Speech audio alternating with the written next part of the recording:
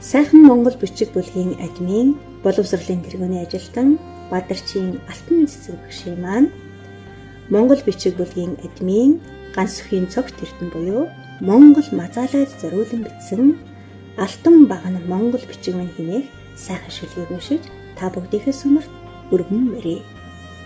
Алтан багна Монгол бичиг минь. Баруунаас зүүн, зүүнээс баруунд хэвтээ өсөг асгарсан эрдэнэс мэтч.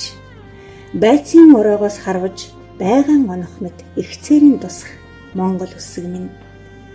Тэнгэрийн илгээмж оюуны бүтээл дэлхийд гайхагдсан Монгол бичиг минь.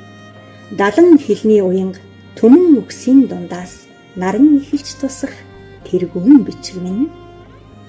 Хөрөстийн ургамал тэнгэр өд тэмүүлэн дэлгэрч өмнөөс нь тусах буян төсөг минь.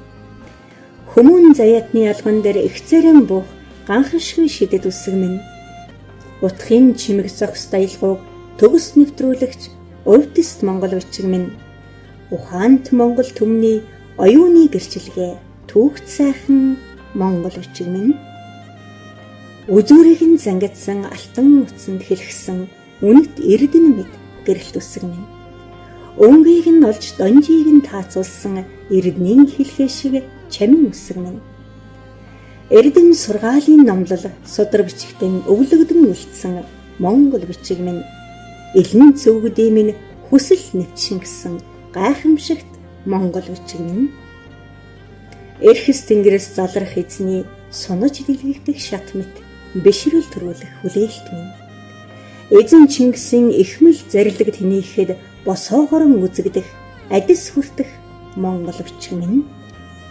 90 дамжин Чингисийн бичиг гэж нэрлэгдэх хөдлөшгүй багна үндэсний бичиг минь. Эгэл төмөн төрн дөшиж хизээч улгаанхах алтан багна Монгол бичиг минь.